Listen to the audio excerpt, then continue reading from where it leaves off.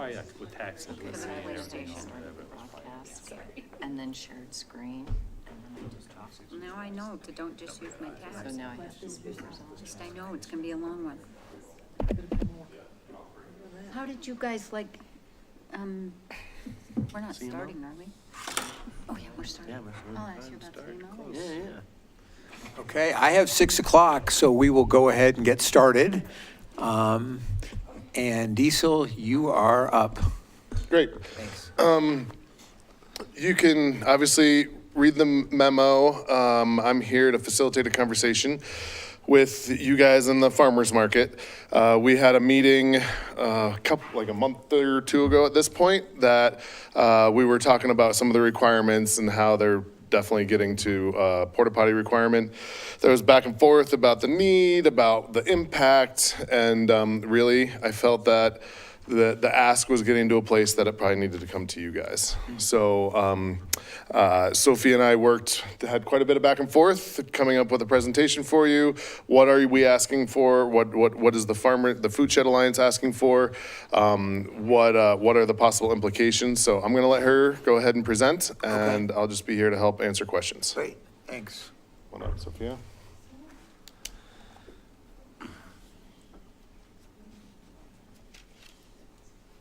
Can I use this or just you? I think Christy can scroll for you. Sweet.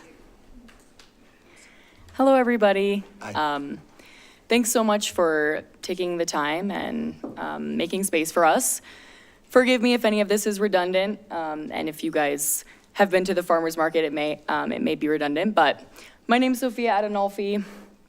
I am the farmers market manager for the Food Shed Alliance. You can find my contact information there. But I organize both the Salida and the Buena Vista farmers markets and am responsible for all of the communication between you guys, Diesel, our board of directors.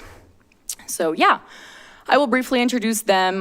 Max Keller, our board president, Tiffany Collette, our board vice president, Jenny Lombardi is an active community member, Leah Tudor is a small business owner and one of our vendors. Kevin Korb also is a small business owner in the Valley. He runs Meadows Edge Farm.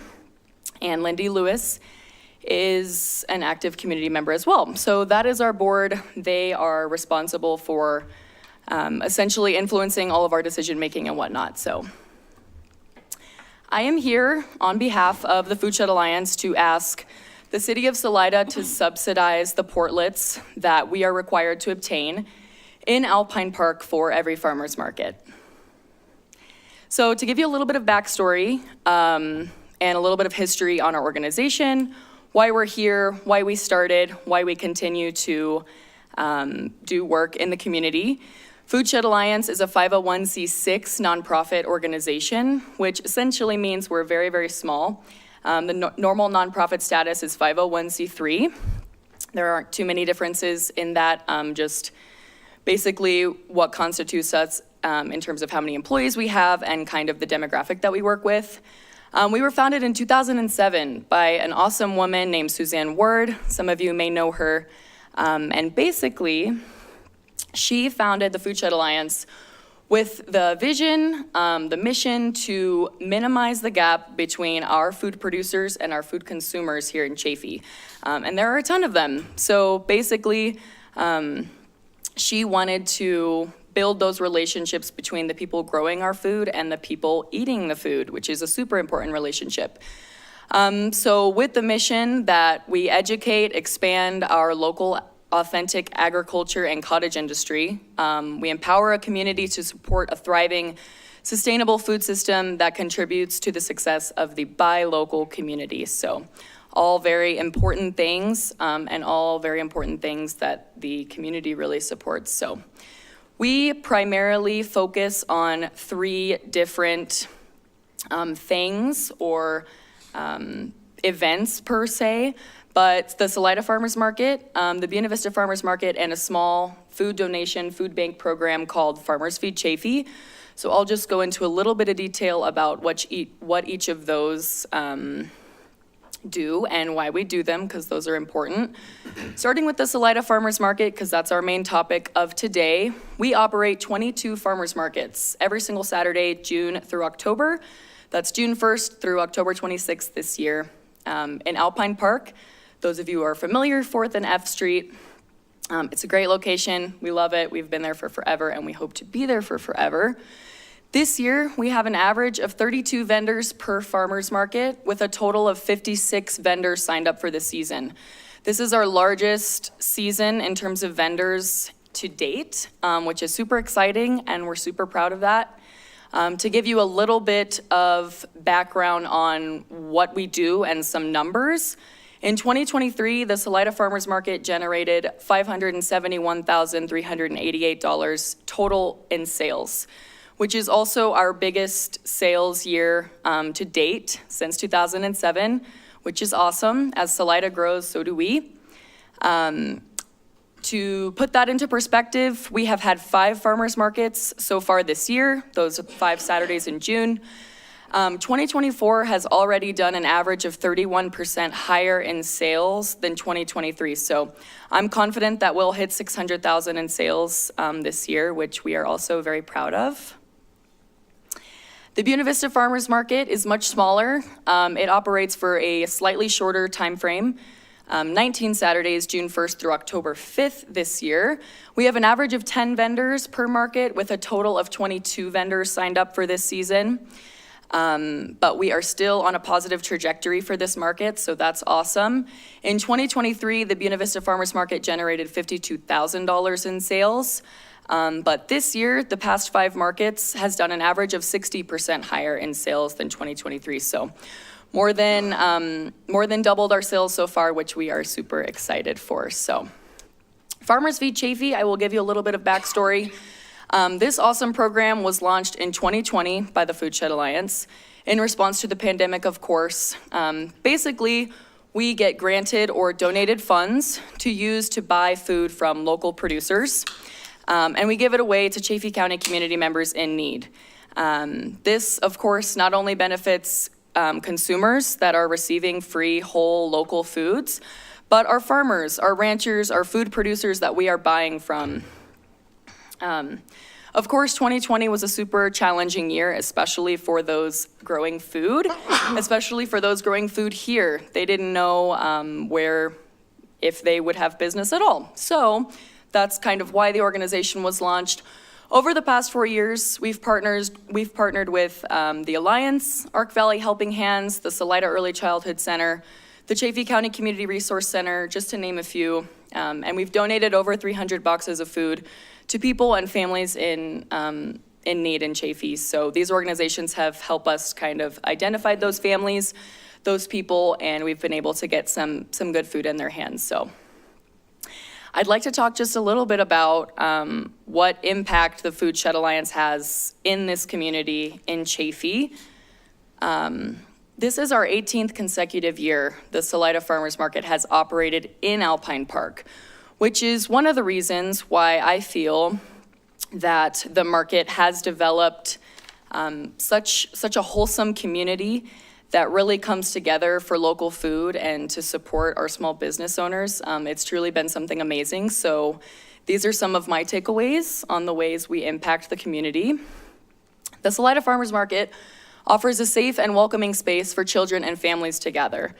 These are my own photos that I captured just walking through the farmers market that make me super happy. Seeing vendors interact with customers, with Chaffee residents is just one of the best things ever.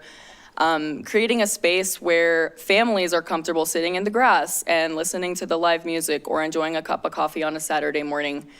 The Salida Farmers Market facilitates a thriving local market where farmers, ranchers, food producers, and makers can sell their craft and build relationships with the community. In the top left corner is one of our vendors who used to have a store downtown, Salida Sunshine Market, if any of you are familiar. And she had to close up, unfortunately, but became one of our vendors last year, and she was able to reconnect with so many of her past customers in a really awesome way. So that's just one example. The Salida Farmers Market empowers community, most importantly, to connect with local food and the buy local community. I'm sure you're fully aware that it is so important that we support our small businesses here, especially those growing food. It's extremely important to our local food shed and the sustainability of it. So some of my favorite moments again. The Salida Farmers Market sparks creative spirit. This is Marianne Wolf, a local artist. I stumbled upon her at the farmers market, and she was just casually painting this beautiful painting of the farmers market. So that's just a glimpse into the environment that we are creating with this specific market. The Salida Farmers Market offers SNAP and Double Up food bucks at the market. So customers, Chaffee County residents who use SNAP can spend their dollars at the farmers market, which is such a great program that we're very proud to participate in.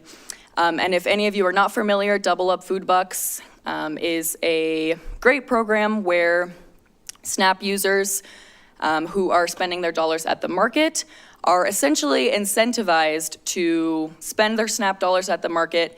And for every SNAP dollar that you withdraw with us at the farmers market at my booth, the state of Colorado gives you $1 of Double Up food bucks to spend on fresh Colorado grown fruits and vegetables. So that's a super great program that quite literally doubles your SNAP dollar.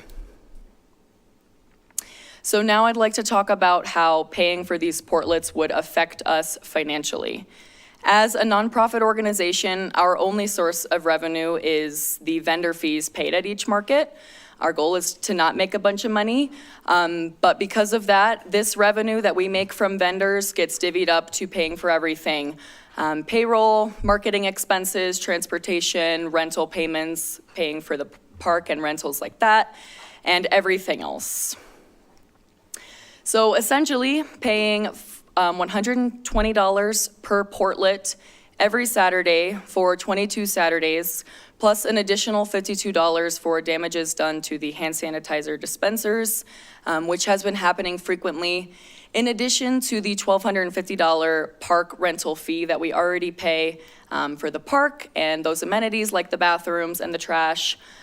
This would really negatively impact our financial standing as an organization. So we are asking the city of Salida to please consider our valuable impact on the community and to subsidize these portlets in Alpine Park for the months of June, July, August, September, and October, the 22 farmers markets we operate, to remove this financial burden from our organization. Thank you all so much for hearing me out on all of that and taking the time out of your evenings. I'm super happy to answer any questions that anybody has. Who would like to begin? Sweet. I've got one. Hi. So you said you had 56 vendors signed up for this season.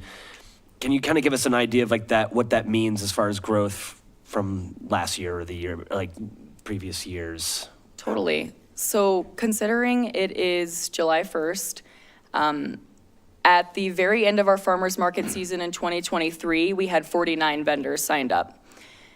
Today, we have 56 signed up, and I get phone calls, emails every single week of new applications coming in, so I would expect about 70 by the end of our season. To give you a little bit of a reference, in 2022, we had 35 total vendors signed up. 20 to 21 would be a guess for me, but I would guess somewhere in the high 20s, low 30s. Okay. Thanks. I have a quick question while, Christy, this might be a little bit more for you, but we'll come back to Sophia. So, well, number one, does Food Shed Alliance, do they participate in our the grant program that we have? Yes, through the community foundation. Okay, yeah, they do. Okay. And so you have gotten money from us before, and I just wonder, I know it wouldn't solve for it this year, but maybe like next year as we move forward, that could be part of the grant application where you spell out specifically this. I know that doesn't solve for this year, but just food for thought for next year. So you don't have to come begging each year. Thank you, yeah.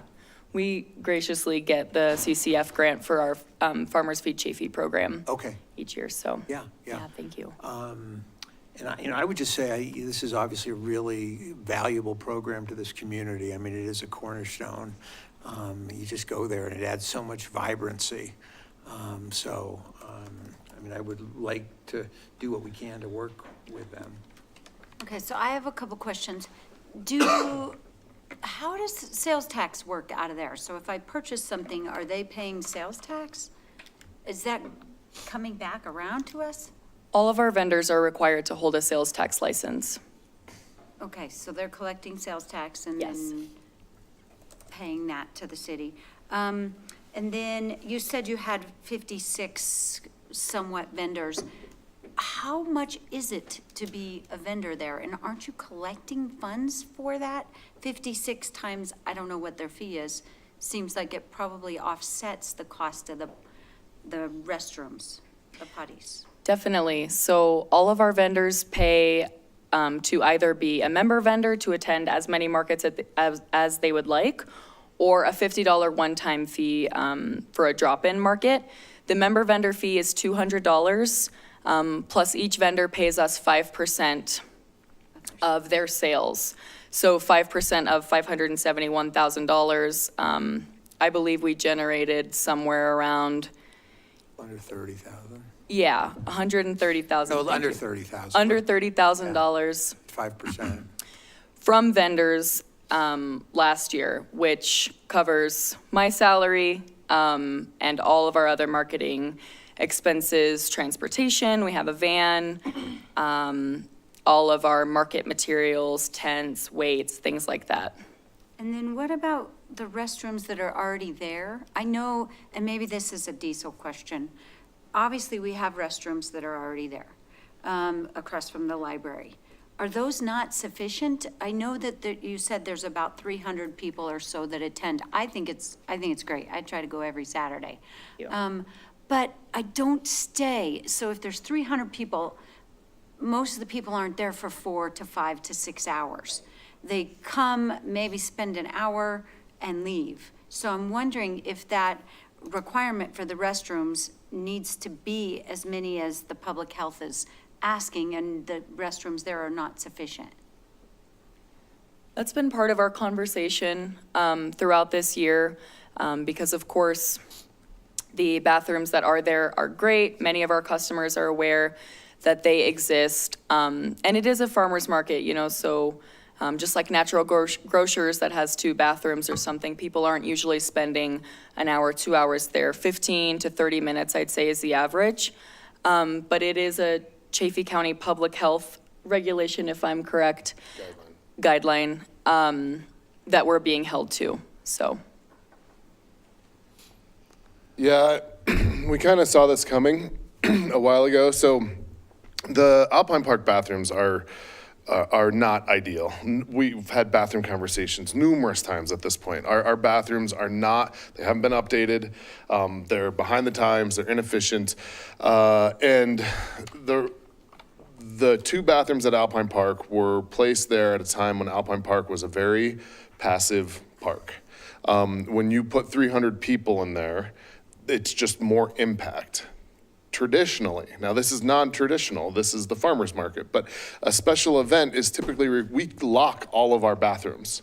So we lock our existing park user bathrooms that is meant for a typical Wednesday evening or Thursday evening, but then when that concert in the park comes in, or FIBARC, we lock all of our bathrooms and say, you gotta get your own, or Sunfest or whatever it is, because that's the responsibility of the event organizer.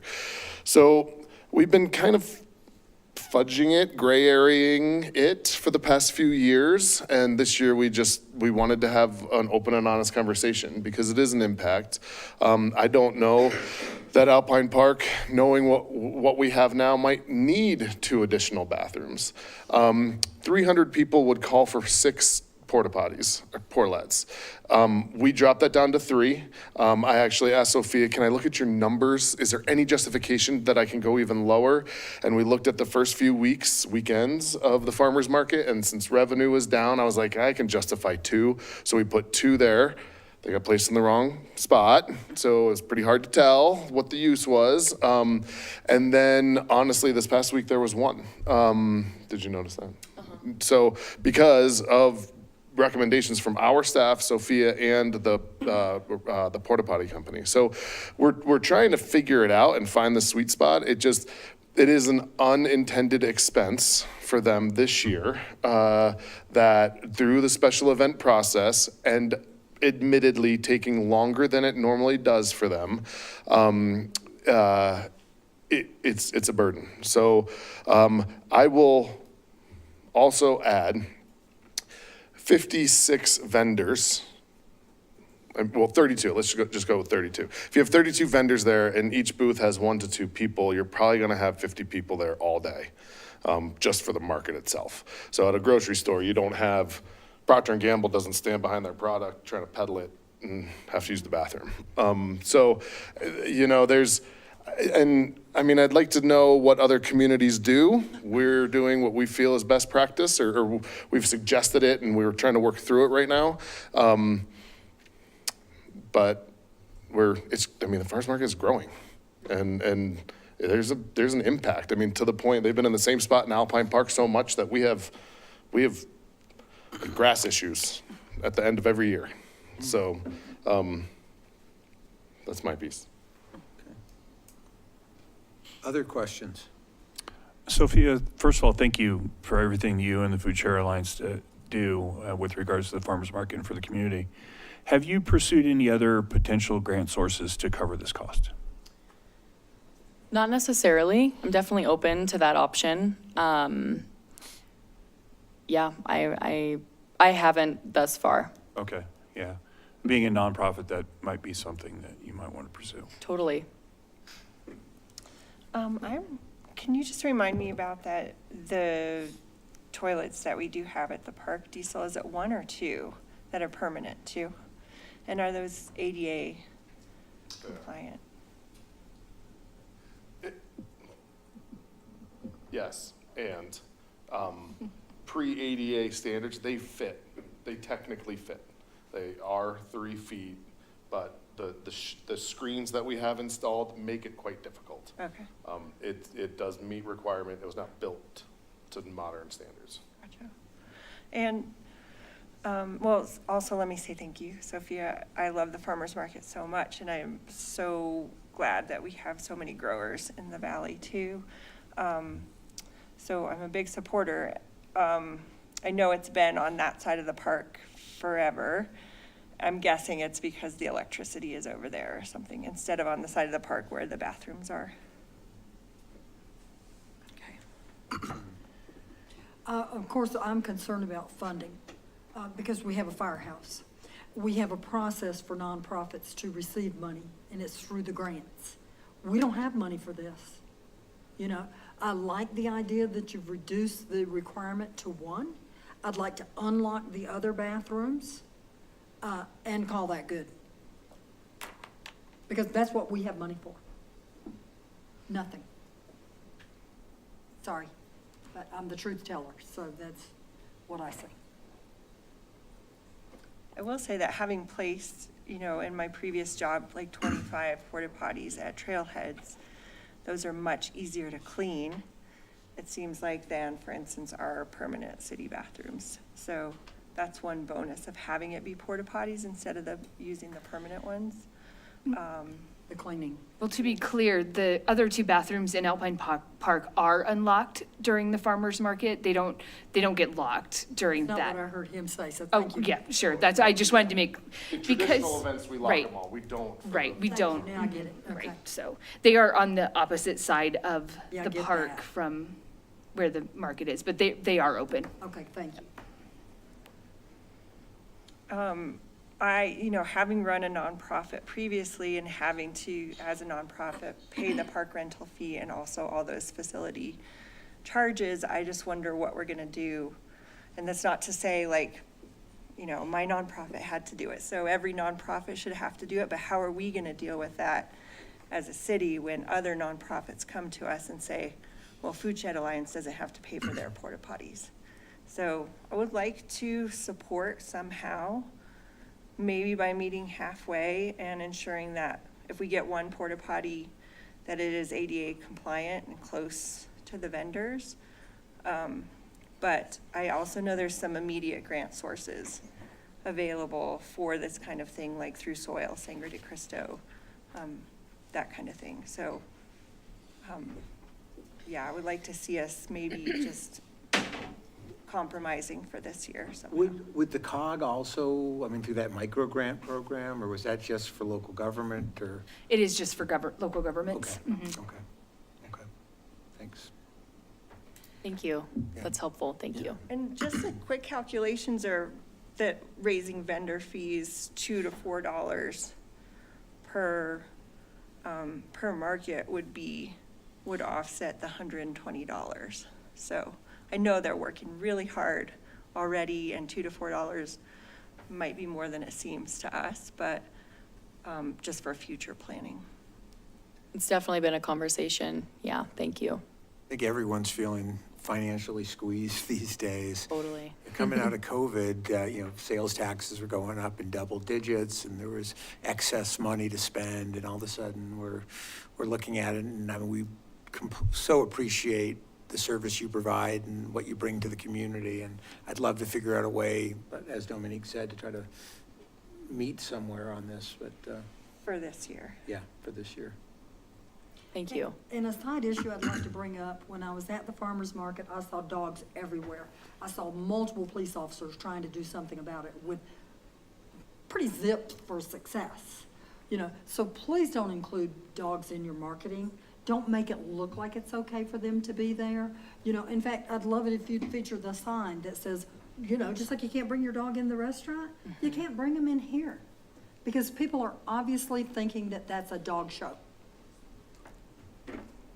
It's been one of our most challenging conversations with customers, and I'll bet. not including them in pictures is definitely a great point that I will work on.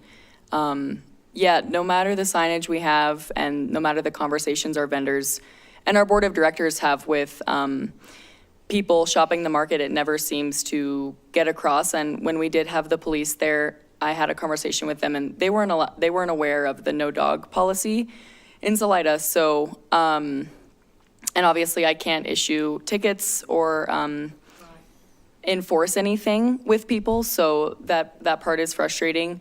But we continue to try and mitigate dogs in the park for sure. Thank you. I'm sorry it's such a heavy lift. No, yeah, it's unfortunately not anyone's fault except the people that refuse to read the signs.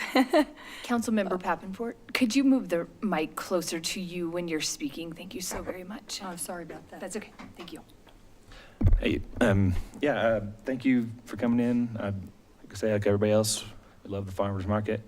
But I would like to see maybe some kind of more, internal problem solving kind of go on before. I'd like to see maybe coming to us with maybe like a last effort, maybe looking into the grants or maybe upping some of the vendor fees and trying to take care of it more internally before. And then, of course, we'd love to be able to help, but I think we're kind of wanting to maybe, like to see some more like internal, try before we can really step in and make a decision on this kind of. Definitely, yeah, thank you. Yeah, I'd be open to discussing this further as far as Alpine Park goes, as far as access to portlets just in general. If it's a park that's used a lot and, not just on Saturdays, certainly there's dogs there on other days of the week as well. But especially as the farmers market grows, I think want to be supportive of that growth. I think it comes back to an investment that we certainly are getting back on as far as through sales tax. Yep. So I mean, It does have that number. yeah, I mean, if you're talking about supporting something that is growing small business in our community, and we're talking about pinching pennies over here, like, I want to see how we can be more supportive. So Especially in the with future. local food growers. Yeah, for sure. And Diesel, do you recall when we have new bathrooms in the budget? Because I know they've been pushed aside for other projects. What's your sense on that? We actually rolled one this year into the soaking pools. So it wouldn't be next year, but the year after. in the Put a long-term crapper in the financial. soaking pools? Yeah. Every other year, we have Yeah. one in our long-term financial plan. Right. And Alpine Park would probably be a good place to start because I have a feeling Riverside, we're never gonna be able to build one big enough. True. So still don't know how to solve that problem. I feel like what I'm sorry, Councilman Curtelli, did you have more? No, I think that's it. I mean, yeah, again, as we want our parks to be vibrant, we want to have the proper facilities for that vibrancy, and it's not just coming on Saturday mornings. We're growing as a community, so let's talk about having on all the appropriate corners of all our parks. So I feel like what I'm hearing is to continue to negotiate with the Food Shed Alliance, continue to prop them up to find other solutions as well, and that you guys are open to compromising for this year on some level. Not sure what that level is yet, and maybe we can be in an update email or something along those lines of where we're landing or where we're getting with that. Does that sound right? Sounds like you caught it. Okay. Great reflective listening. Appreciate that. I feel heard. Thank you. Thank you. Thanks. Appreciate it. Thank you. Thank you. Okay. And next up, we have our places to age discussion. Wonderful. Good evening, council. So a couple weeks ago at a work session, you all heard from Cheryl Brown Kovacic regarding the Places to Age project and their request to enter into a more formal agreement with the city of Salida regarding some of the components of the development, particularly including various levels of support for grants and grants and other funding, some technical assistance items, some potential fee waivers and reductions, and then there were a few miscellaneous items. I met with Cheryl a couple weeks after that or a week after that to sit down and really understand what Places to Age was asking for, try to put as much detail as we could to the conversation and bring forward to you for your direction. One thing that I do want to note here is because Places to Age as a nonprofit and as a developer will be going through a quasi-judicial process with UR, there is a line at which we have to make sure we're not crossing in any sort of an agreement. So Bill and I will make sure that we stay kind of on point with what we can actually talk about this evening and not get you all in trouble. We appreciate Because that's why that. we're here, we care. So you have in your packet a memo that was put together by someone you have not met yet, and I just put my name on it because she didn't want this to be your introduction. So Carolyn Poissant is our new senior planner with the Community Welcome. Development Office. I'm very excited to work with her. She brings a lot of wonderful experience with her. So it's going to be great. I see Andy here and Marilyn, yes, and Don't forget Wendell. Wendell. I can't I forget know. Hello, hello. So I think this is a good opportunity for us to have a conversation. Again, what you have is not a legal agreement. It all needs to go through our attorney. This is an opportunity for staff to get feedback from council because of the nature of the request, the nature of the development, the nature of the developer. So I'll run through a little bit of this and we can talk through some. Obviously, stop me if I say something incorrect. And thank you for the email that you sent to Carolyn. We received that, your comments on what was submitted as well. So I appreciate that. Okay. So one of the first items on the list is a level of technical assistance that Places to Age was requesting from the city, from city staff. And I think it's important to note that as busy as everybody is, we still answer phone calls and respond to people regardless of this. So I think that it's important to understand kind of at what level we might be drifting into being the consultant for a developer as opposed to being the staff point of contact. And so I think that's really good to kind of to put those guardrails on there. So in each of these sections, we put what the city could be responsible for, what we're agreeing to, and then what places to age responsibility as well, so we can see kind of where those two come together. So under technical assistance, we have included establishing a point of contact at the city, which would be Carolyn. I think that this really helps so that Places to Age knows exactly who they should be contacting. They're not playing the he said, she said, or we're trying to, find an answer. We can absolutely provide examples of requests for proposals for construction, other samples of any type of development that we have seen come through here between what we have in-house and just some of the other past life experience of the staff. We can provide things like that. A part of the process that is required by Chaffee County is an annexation impact report, and the city has agreed to complete that study for Places to Age prior to the annexation public hearing that will come before you. So we're taking that off of their plate. Places to Age then would establish one point of contact or a designee. So Cheryl's out of the country right now. She has a couple other things going on, so she might not be available. So whomever Places to Age would like to have that point of contact, that's flexible for sure. I think the point of this was more just ensuring that who we were talking to with Places to Age was actually, and it's a small town, we know valid representatives, but we just want to make sure that, we're giving the information to the people who really need it. Places to Age is hiring an architect and design team that has experience with this type of development, so that's going to be a huge asset for them. So that technical assistance that would be coming from the city would be much more Salida specific. What's the process? What does it look like as we move forward? What are the referral agencies? And really not asking us to delve into any architectural or design comments on the type of housing. They'll also be contracting with an operations consultant that has some expertise in this type of facility and the management, so that they're getting the best advice that they need as well.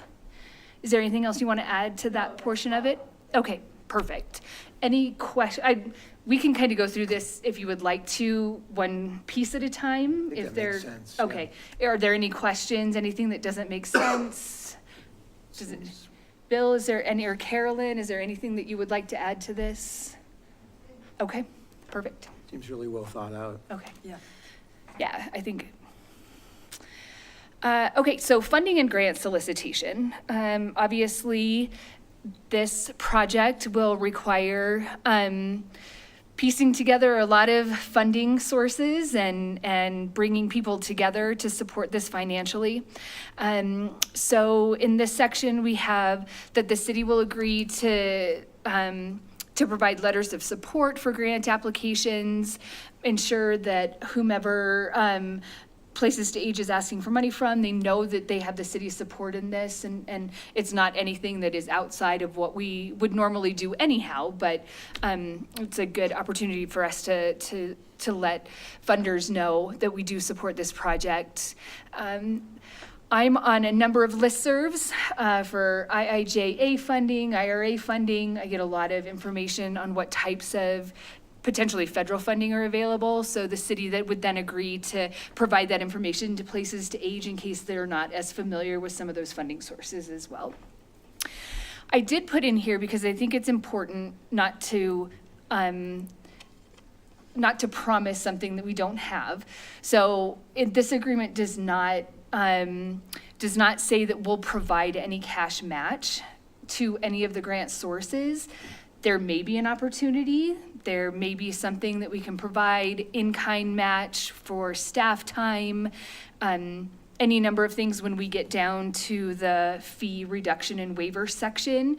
Those are oftentimes considered match, but in this agreement particularly, there's no indication that the city council will provide match to any of these grant sources.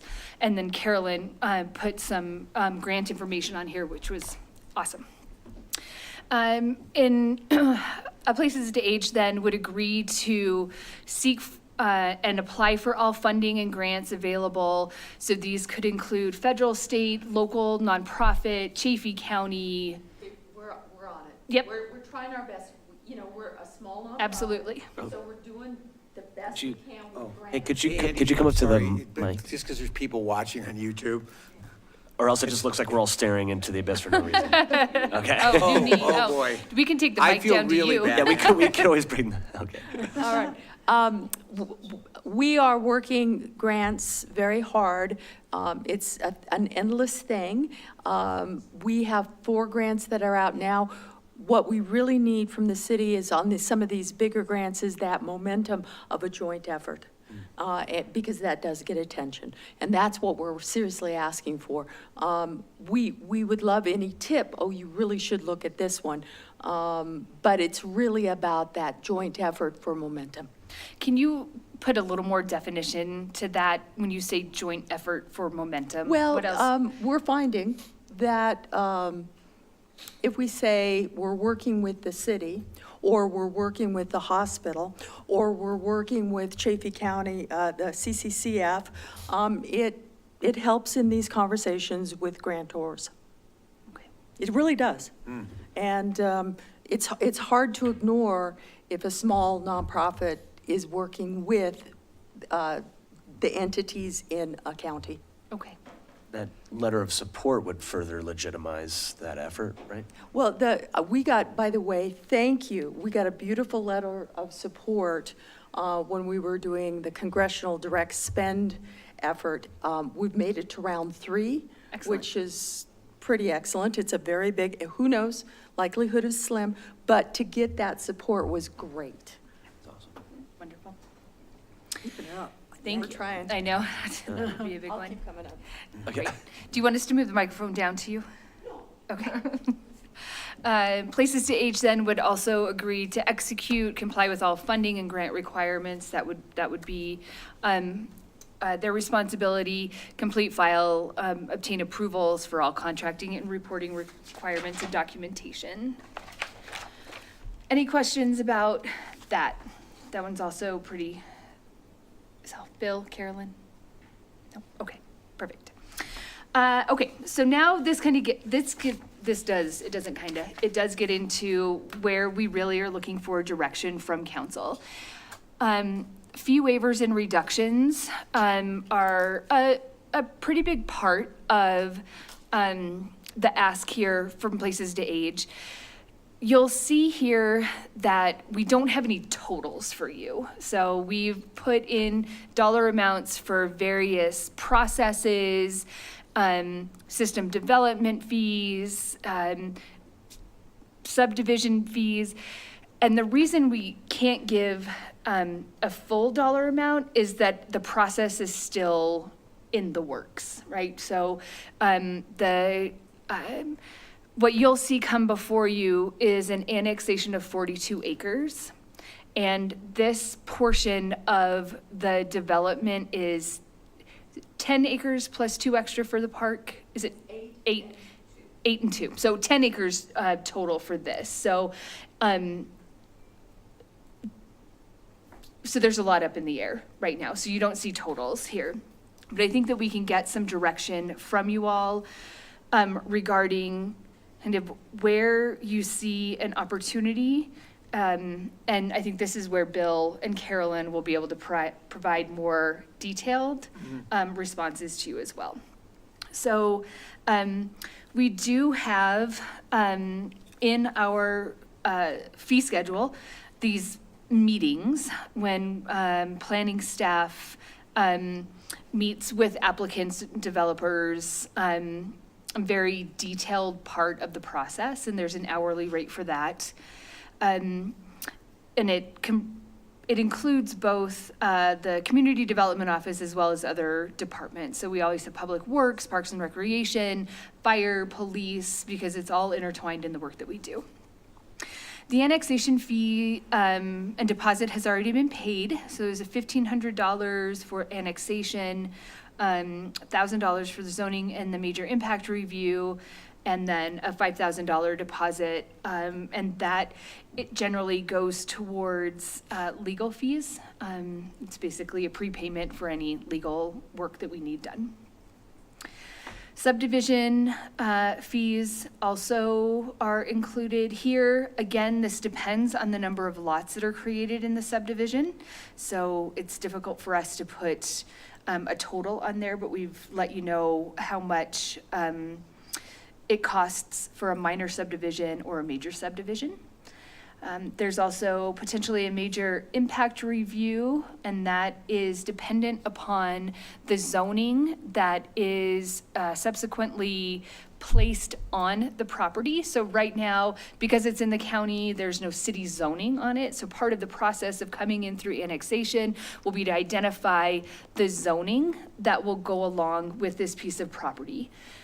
So if the zoning that is approved for this property does not allow for the development that is being proposed here, there could be a major impact review process that the applicant needs to go through. Learning a lot. We also have the opportunity for plan development if needed. So those are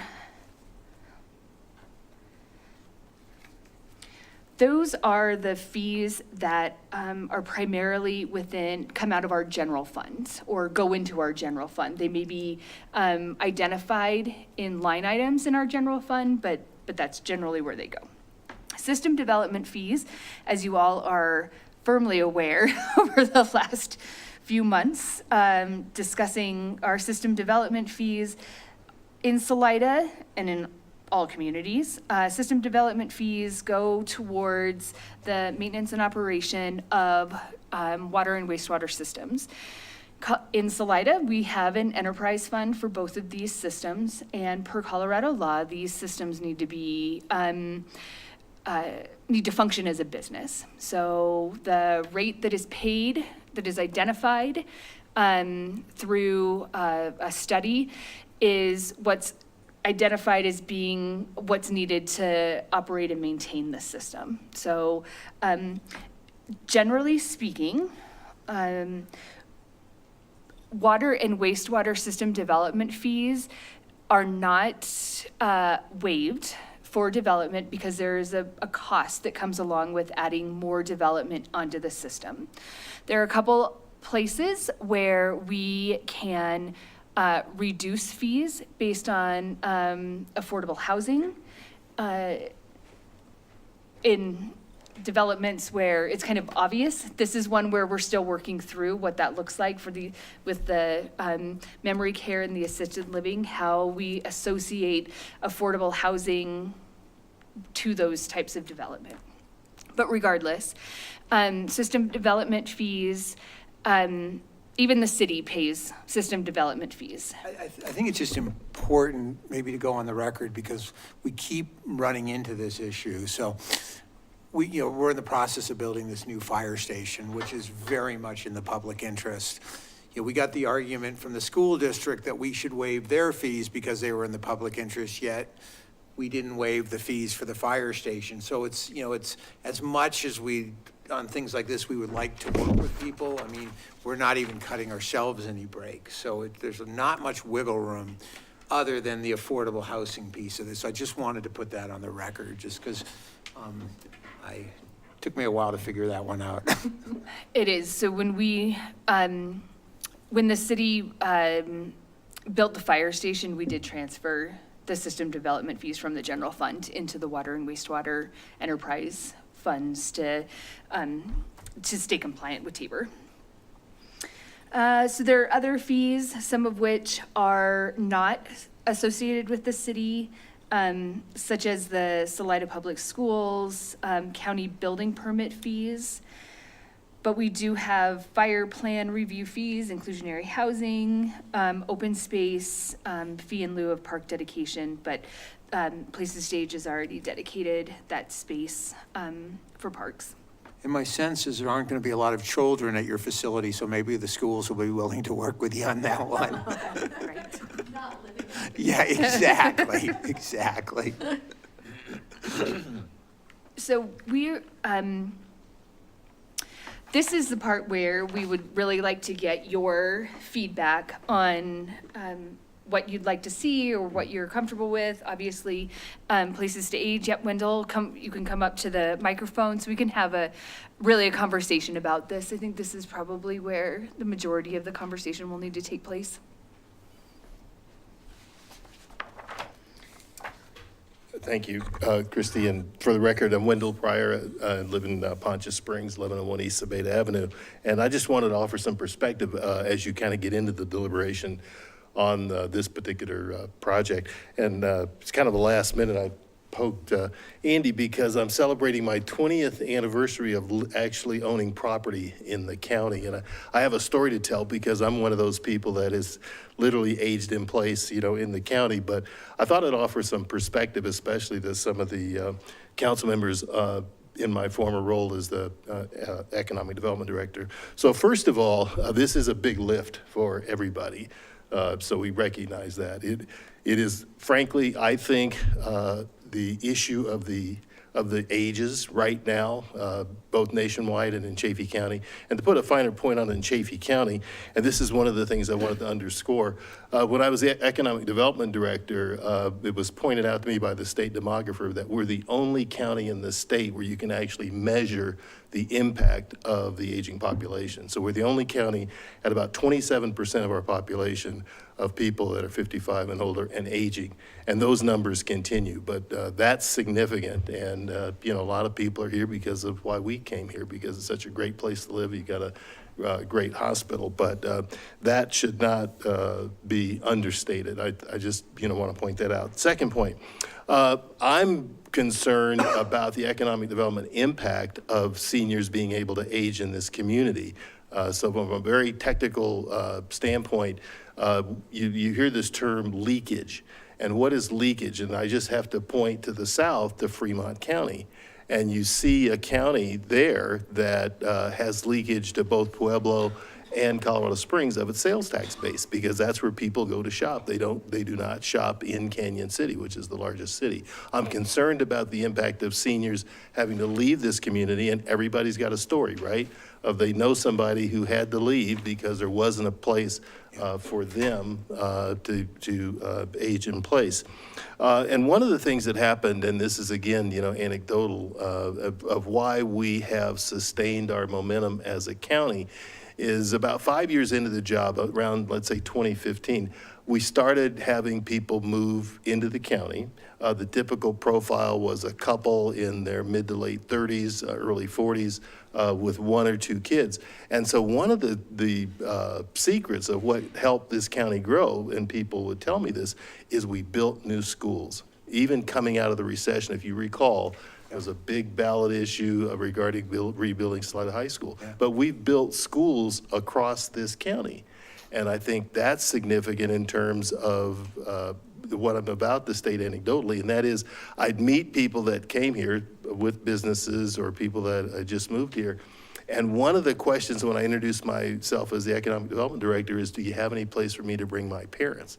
And everybody's got that story, right? They're here, they're raising their kids, but the next thing on their mind are the parents. So this isn't a new issue, it's just one that I think has come of age.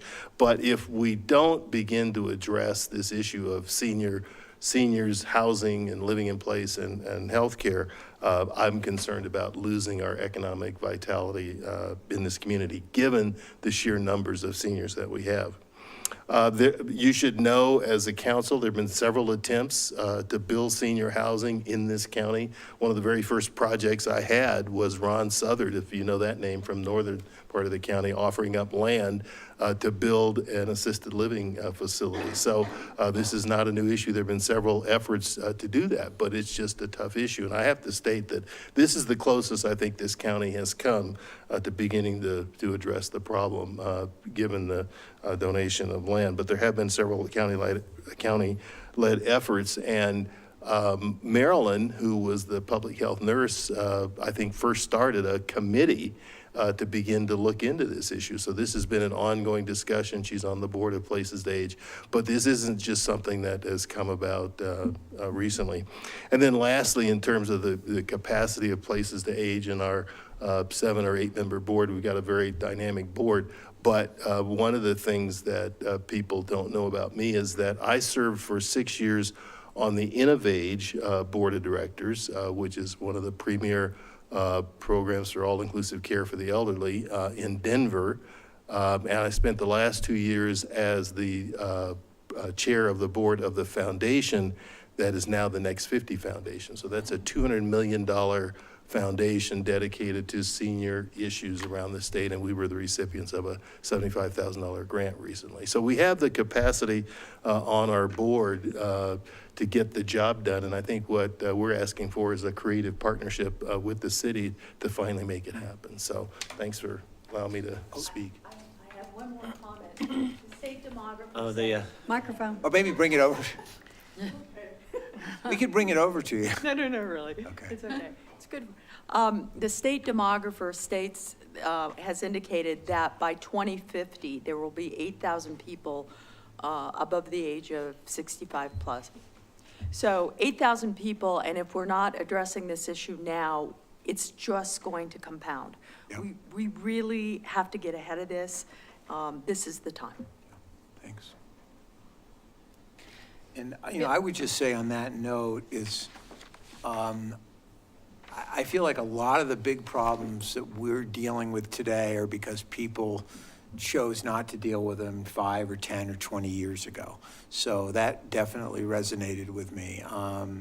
And I mean, there's no question in my mind. Well, number one, I really appreciate all the grassroots energy that you bring to this, because it's a really important issue. And there's also no question in my mind that we need to do better in regards to keeping people in this community who want to stay here. I'm 59, and I don't really want to see myself having to duck out in 20 years because there aren't options available. So this is a really important issue, and I guess it just comes down to what we're open to and willing to do. I'll say one more thing. I did think about this. I feel so bad making you get out of Don't. We understand that nobody has a money tree. But I do think that if there was an endless money tree, this would be one of the projects that the city would naturally do and naturally support. And that's what we're asking is, we're not going to come to you and say, we need $500,000.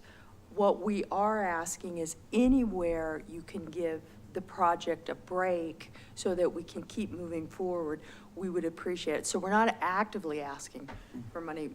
We get it. Okay. Thank you. Thanks, Andy. Bill, is there anything you wanted to add? Because I'm not reading the table of fee waivers and schedules and whatnot, so. Well, just, first of all, I just want to make clear, as Christy alluded to, we're really kind of talking about stuff outside of the quasi-judicial realm at this point. What's on the table as far as applications into us at this point are just for the annexation and zoning. We don't have a building or development proposal at this point. The annexation and zoning will eventually come to you after we have a planning commission recommendation. Once that's complete, assuming approval, then it would be, back to the drawing board for Places to Age to come up with a formalized development plan. And that's why we don't have all the specifics of the monetary amounts for you, because we just don't know what that looks like just yet. And therefore, we don't even know necessarily which application types they're going to have to submit. It really is going to depend on the uses, in some case, maybe the densities of the development. So there's a lot of unknowns there. I will say, though, back to the system development fees, though it has to be paid into the enterprise fund, and we have historically done that as the city as well, there are built into that certain reductions, right? And you've got anything that is an affordable housing unit, for instance, has a natural deduction. When units are consolidated into buildings, there are certain reductions for multifamily. One question to place the stage that they had asked was, is there any sort of advantage to zoning this commercial or a portion of a commercial? And on its face, not really, unless you're really just planning on having commercial uses, because we already approve reductions on the system development fees for apartment type units that are on a singularly owned lot. And we apply the commercial system development fees, which can be a huge benefit or cost savings there. So I say that just to be clear about all the parameters that we're playing under in this case. But we're happy to answer any questions you might have. Questions? I thought treating Medicaid rooms as affordable housing totally made sense to me, because there's a limit. There's an earning limit for you to qualify for Medicaid. So that's a natural. I totally get that. Yeah, and depending on the application type, again, that's something that could be built into that specifically once we see it. I mean, I think there's gonna be a lot of, it really kind of comes down to the business model. Right. You know, my understanding is that some folks who want to build these and manage them and, you know, take the profit from it may have some serious problems with that. But I agree entirely. You know, if this ends up being a community-oriented project, we want people from this community to be able to afford it, right? And utilize Medicare or Medicaid, not just the folks that can pay the market rate for one of these units. Well, Medicare doesn't pay for housing, only Medicaid, and only long-term Medicaid. So it's very particular. It's not the world that people think it is, that, oh, I'll just sit back and do nothing, and then Medicare and Medicaid will take care of me. No, they won't. Well, and it's not just the units, but also the services, right? The medical Now, the services, yeah. Right. So what we are, Come on back up. what we are thinking about is an endowment program. We've already started to conceive of an endowment where community members with assets might donate to build out an endowment.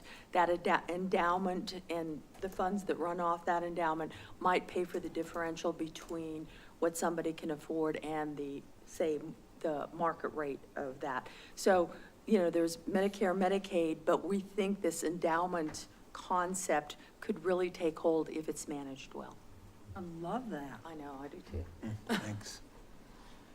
So I guess what I'm trying to figure out is how can we be as helpful as possible without blurring those lines that you had mentioned as far as looking like we're giving preferential treatment to a developer. I guess, like, where is that line? Where is that line? You know, waiving fees for planning assistance, or that seems preferential. It seems like you're giving that kind of assistance with staff hours for, you know, that I feel like a line could be drawn there, but trying to figure that out, what that looks like. I'm with Justin on that. You know, what can we best do without derailing the entire city budget? Because we know with water, we don't give away tap fees, period. We just don't, because somebody else has to pay for that. So with that in mind, you know, what other fees would be the least burdensome to say, you know what, well, we could do this for 75% of the cost instead of 100% of the cost. Where could we most easily compromise? Because that's really above my pay grade. Well, the other part of it too is if we end up going the plan development route, I mean, all of that will be a negotiation and all, but obviously that's that's for a later date, and so we're at a place now, we Not too can't early. get into a lot of detail on this, but that's where the heavy lifting and a lot of the negotiations happen.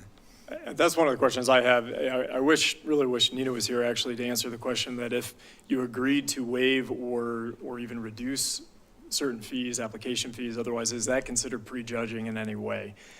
We have provided some fee waivers in the past. It's generally been after the project has been approved. For instance, with the third NEM project, the building permit fees and fire review fees were waived. If you recall on that one, that was through the Chafee Housing Trust. So, I mean, there's some room, I think, for flexibility based on sort of community-based projects and projects that you see as high priority. So we But do have some precedents for other 501. there is, yeah, certainly. Yeah. I think the question is, when do you do that? When can you do that legally Right. when entering into one of these processes? It also seems a bit of a chicken and the egg scenario around that business model piece too, and knowing what we could do as far as what we just talked about with the Medicaid affordable housing situation too. So when I look at who's in the room here, you know, I have all the trust in the world, but we need to get that recorded somehow on paper. So the grant that we got from next. Yeah. Bill, bring the mic over, Jordan. Can you lower that, Bill, and lower that, no, I think the whole podium lowers and No, bring no, you it's the all right. chair. Does? It, we got real fancy, real fast in here. There, Oh bring my your chair. goodness, There's a wow. chair, Andy, there's a chair right there for you. You can just have a seat with us. You guys have forgot what I came up to say. No. It doesn't matter, you have our complete sympathy right now, so you can say Business whatever you model. want. We're talking memory care. What was that? Okay, so we did get a grant for 75,000. We have an RFP out. We think we'll have 4 or 5 industry experts responding. We'll be able to make a choice. That business model issue is our, for the next 6, 8, 9 months, we are working that hard. We're going to be able to report out, but that's a very serious thing that we are trying to get our hands completely around, and that's how we're using the $75,000 grant. That's great. Thank you. Awesome. So I was thinking, it's hard, just like we don't know exactly all of the details yet, so it's hard to say what we would give or reduce until we know more details. I think everybody up here wants to try and do something, because I think the presenter last time was like, it affects every single person, we're all aging. So I know that we would like to do something, but it's hard to say, I'm gonna reduce these fees if we don't see the whole big picture. And I suppose planning and zoning and all of that has to see that picture also as we go. And I understand that, and I think it would be fair for us to say, we'll absolutely write letters of support. We're all in support of this project, and the city staff can do that. City staff's available to answer questions if that's sufficient right now. And as we move through the process, bringing that forward to you all from staff side is great.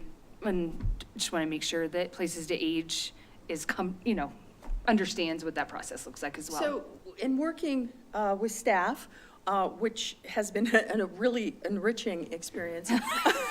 Oh, No, it has been. I've learned a lot. Thank Wikipedia you. enriching? I love that. The question of bringing this issue forward before, they didn't want us to go through the whole process and then ask. Yeah. No surprises. That's how partnerships work, is no surprises. You get it on the table. So we're just simply requesting, we want it on the table. We completely get the constraints of, you can't promise something you don't know what you're promising or what people are asking. We get that. So it's the intention to go that direction that will be very helpful for us. The more we can put that in kind of terms that we can feel comfortable saying publicly, we've got this, we're stepping in the same directions. Would it be safe, like to say that, you know, we're all in general sort of from a high level in support of this concept? We see the need.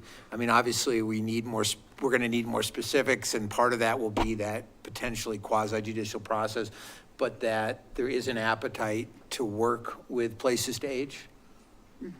Yeah. And I mean, how much more direction than that do you need? Bill, what do you need? Bill needs something. I mean, I'm not sure if I need it as much as Places to Age does. Yeah, I think staff, that's true, right, yeah. staff feels like we are supportive, will continue to respond, will continue to provide all of the information that we can. So yes, what Bill said. I think it might be worth identifying the types of fees, for instance, that you all would be open to assisting with, if any, and to what degree, and maybe based off of some legal input as to the timing of that, we could then determine whether or not it's something that could indeed be done up front, or perhaps on the back end as a reimbursement, for instance. I just wouldn't want to jeopardize, the process by making the wrong call too soon without that legal input. And that doesn't get in the way of any quasi-judicial issues to say, okay, we're okay with this fee, but not that fee, or?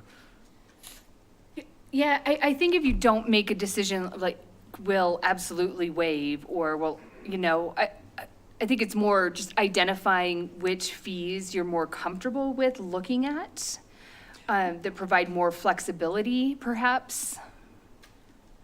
Well, I would say I would like us to look at the subdivision fees and act like it's just minor subdivision and go with the 5-lot price. I'd like to look at that. Could we do that?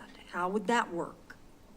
This isn't on the full 43 acres on it, though. That's just on the 10 acres, right?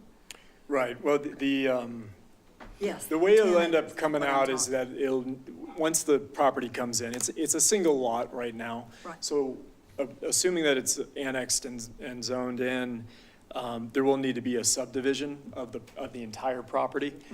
And assuming that there's more than 6 lots that are gonna be created out of that, which I would assume in this case, although it's not necessarily the case, that would kick it into the major subdivision. So if it's under 6 lots, then it's a minor. But we can certainly look at that. But I'm just saying the pricing, Yep. Sure. because it's a significant difference in price. I mean, I think there's value in looking into what we have already set as precedents, going with that. I mean, if we've already given breaks third to. and M. Yeah, the third and M. I feel comfortable extending that olive branch in that way. We've already done it before. Anything else, we're talking about how we would feel comfortable setting a new precedence, I guess. And that's, I don't know, do we have a couple hours? Want to talk? So I'm not familiar with the third and M stuff that we had reduced or given.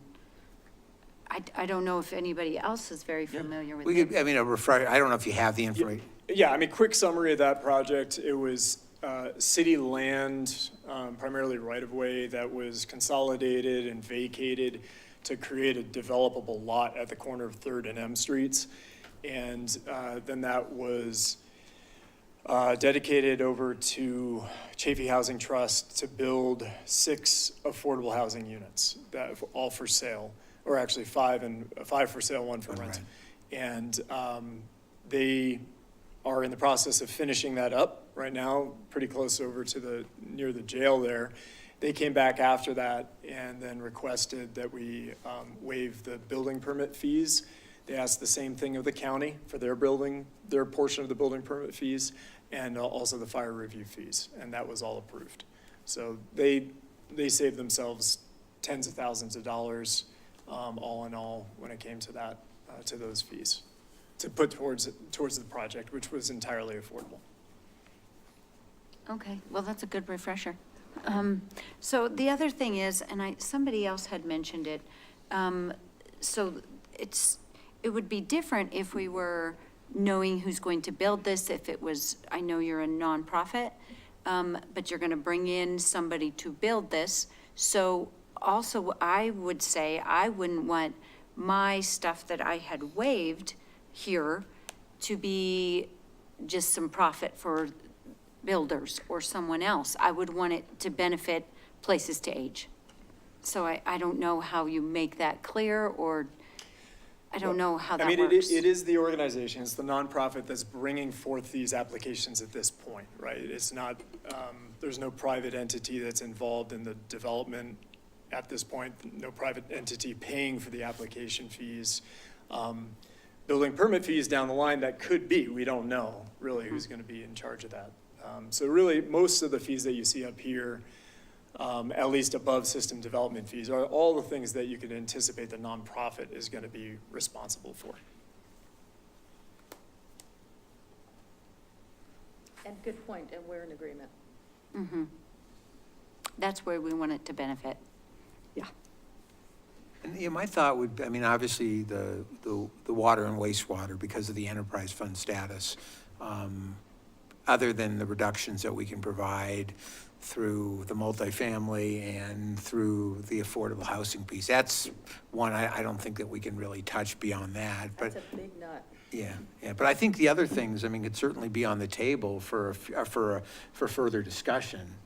I'm not saying we'll agree to all of them, but we could, I think it's worthy of a conversation, given what they're trying to do. Yeah, definitely. I agree. Which, you know, what you just mentioned as far as those fee reductions around the enterprise funds, and then what's been set before with precedent, I think all of those are on the table.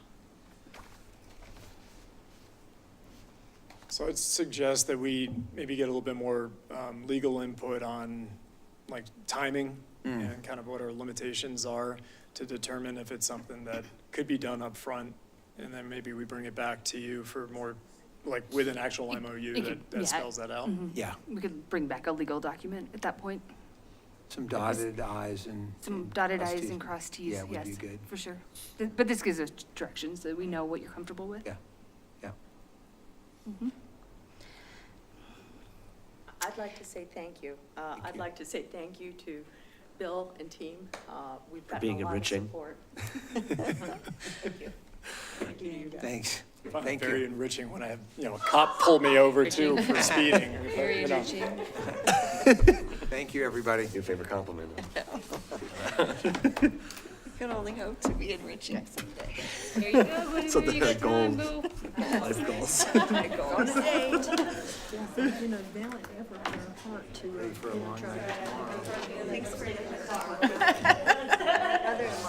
Have fun.